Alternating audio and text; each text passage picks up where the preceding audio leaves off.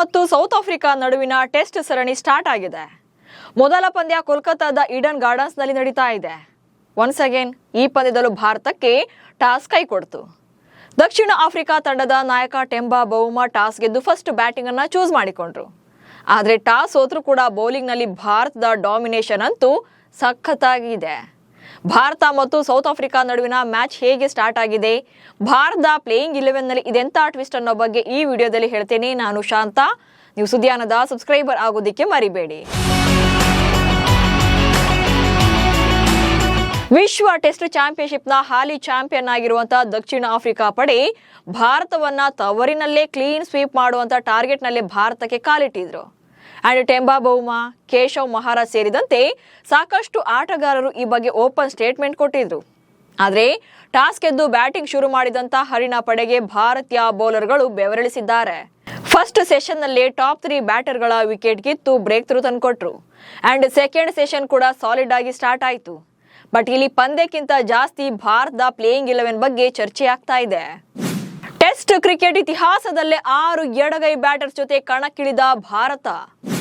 Team India men's ತಂಡ ತನ್ನ test cricket ಇತಿಹಾಸದಲ್ಲಿ for the first time 6 left hand ಬ್ಯಾಟರ್ಗಳ ಜೊತೆ ಪ್ಲೇಯಿಂಗ್ 11 ಅನ್ನ ಕಣಕ್ಕಿಳಿಸಿದೆ.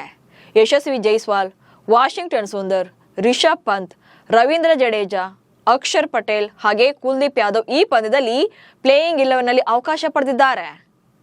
ಹಾಗೆ ಇವರೆಲ್ಲರೂ ಕೂಡ ಎಡಗೈ ಬ್ಯಾಟರ್ಗಳಾಗಿದ್ದಾರೆ.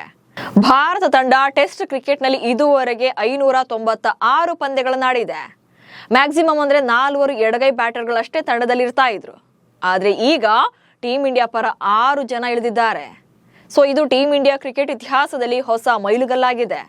ಇನ್ನು ಈ ಮ್ಯಾಚ್ ಅಲ್ಲಿ KL ರಾಹುಲ್, ಶುಭ್ಮನ್ ಗಿಲ್, ಧ್ರುವ್ ಜುರೇಲ್, ಜಸ್ಪ್ರೀತ್ ಬುಮ್ರಾ ಹಾಗೆ ಮೊಹಮ್ಮದ್ ಸಿರಾಜ್ ಬಲಗೈ ಬ್ಯಾಟರ್ಸ್ ಆಗಿದ್ದಾರೆ.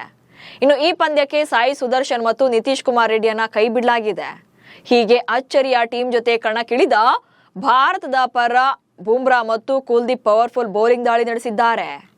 ಇನ್ನು ಟಾಸ್ ಗೆದ್ದು ಬ್ಯಾಟಿಂಗ್ ಅನ್ನು ಆಯ್ಕೆ ಮಾಡಿಕೊಂಡಂತ ಸೌತ್ ಆಫ್ರಿಕಾ ಪರ ಏಡನ್ ಮಾರ್ಕ್ರಮ್ ಹಾಗೆ ರಿಯಾನ್ ರಿಕಲ್ಟನ್ ಇನ್ನಿಂಗ್ಸ್ ಅನ್ನು ಆರಂಭ ಮಾಡಿದ್ರು. ಇಬ್ಬರ ಪಾರ್ಟ್ನರ್ಶಿಪ್ ನಲ್ಲಿ 50+ ರನ್ಸ್ ಕೂಡ ಬಂದಿತ್ತು. ಈ ವೇಳೆ ಬುಮ್ರಾ ಮೊದಲ ಬ್ರೇಕ್ ಥ್ರೂ ಅನ್ನ ತಂದುಕೊಟ್ಟು ಇಬ್ಬರ ಪಾರ್ಟ್ನರ್ಶಿಪ್ ಅನ್ನ ಬ್ರೇಕ್ ಮಾಡಿದ್ರು. ಅಂಡ್ ಇಬ್ಬರು ಆರಂಭಿಕರನ್ನ ಪೆವಿಲಿಯನ್ಗೆ ಕಳಿಸುವಲ್ಲಿ ಯಶಸ್ವಿಯಾದರು. 67 ರನ್ಗಳಿಗೆ 2ನೇ ವಿಕೆಟ್ ಕಳ್ಕೊಂಡ ಹರಿಣ ಪಡೆ 71 ರನ್ಗಳಿಗೆ 3ನೇ ವಿಕೆಟ್ ಕೂಡ ಕಳ್ಕೊಳ್ತು. ಲಂಚ್ ಬ್ರೇಕ್ ವೇಳೆಗೆ ಹರಿಣ ತಂಡ 27 ಓವರ್ಗೆ 3 ವಿಕೆಟ್ ಕಳ್ಕೊಂಡು 105 ರನ್ಗಳನ್ನ ಕಲೆ ಹಾಕಿತ್ತು. ಅಂಡ್ ಲಂಚ್ ಬ್ರೇಕ್ ಆದ್ಮೇಲೂ ಕೂಡ ಜಸ್ಪ್ರೀತ್ ಬುಮ್ರಾ ಹಾಗೆ ಕುಲ್ದೀಪ್ ಯಾದವ್ ಸೌತ್ ಆಫ್ರಿಕಾ ಬ್ಯಾಟರ್ಗಳನ್ನ ಬೆಂಡೆತ್ತಿದ್ರು. ಬುಮ್ರಾ ಈ ಪಂದ್ಯದ ಮೂಲಕ ಅಪರೂಪದ ದಾಖಲೆ ಕೂಡ ಬರೆದ್ರು. ಕ್ರಿಕೆಟ್ನಲ್ಲಿ ಅತಿ ಹೆಚ್ಚು ಬಾರಿ ಕ್ಲೀನ್ ಬೌಲ್ ಮಾಡಿದ ಭಾರತದ 3ನೇ ಬೌಲರ್ ಎನಿಸಿಕೊಂಡ್ರು. ಅಂತಾರಾಷ್ಟ್ರೀಯ ಕ್ರಿಕೆಟ್ನಲ್ಲಿ ಇದುವರೆಗೆ ಬುಮ್ರಾ 152 ಸಲ ಕ್ಲೀನ್ ಬೌಲ್ ಮಾಡಿದ್ದಾರೆ. ಈ ಮೂಲಕ ಅಶ್ವಿನ್ ಅವರನ್ನ ಹಿಂದಿಕ್ಕಿದ್ದಾರೆ. ಇನ್ನು ಟಾಸ್ ಗೆದ್ರು ಬ್ಯಾಟಿಂಗ್ ಅನ್ನು ಆಯ್ಕೆ ಮಾಡಿಕೊಂಡ ಸೌತ್ ಆಫ್ರಿಕಾ ಭಾರತದ ಬೌಲಿಂಗ್ ದಾಳಿಗೆ ಅಕ್ಷರಶಃ ಪತರ್ಗುಟ್ಟಿದೆ. ಯಾವುದೇ ಬ್ಯಾಟರ್ಗಳಿಂದಲೂ ಕೂಡ ಬಿಗ್ ಇನ್ನಿಂಗ್ಸ್ ಬರಲೇ ಇಲ್ಲ. ಇನ್ನು ಭಾರತ ಮತ್ತು ದಕ್ಷಿಣ ಆಫ್ರಿಕಾ ನಡುವಿನ ಪಂದ್ಯಗಳ ಬಗ್ಗೆ ನೋಡೋದಾದ್ರೆ ಉಭಯ ತಂಡಗಳು ಇದುವರೆಗೆ 44 ಟೆಸ್ಟ್ ಪಂದ್ಯಗಳಲ್ಲಿ ಮುಖಾಮುಖಿಯಾಗಿದ್ದಾರೆ. ಈ ಪೈಕಿ ಭಾರತ 16 ಟೆಸ್ಟ್ ಪಂದ್ಯಗಳನ್ನ ಗೆದ್ರೆ ದಕ್ಷಿಣ ಆಫ್ರಿಕಾ 18 ಪಂದ್ಯಗಳಲ್ಲಿ ಗೆಲುವನ್ನ ಕಂಡಿದೆ. ಉಳಿದ ಪಂದ್ಯಗಳು ಡ್ರಾನಲ್ಲಿ ಅಂತ್ಯಗೊಂಡಿವೆ. ಇನ್ನು ಭಾರತದ ನೆಲದಲ್ಲಿ ಕಳೆದ 7 ಪಂದ್ಯಗಳಲ್ಲಿ ದಕ್ಷಿಣ ಆಫ್ರಿಕಾ ಸೋಲು ಕಂಡಿದೆ. ಸದ್ಯ ಭಾರತದ ಸ್ಟಾರ್ಟ್ ಅನ್ನು ನೋಡ್ತಾ ಇದ್ರೆ ಈ ಪಂದ್ಯ ಮತ್ತೆ ಭಾರತದ ಪರವಾಗುವಂತ ಚಾನ್ಸಸ್ ಅಂತೂ ಇದ್ದೇ ಇದೆ. ನಮಸ್ಕಾರ.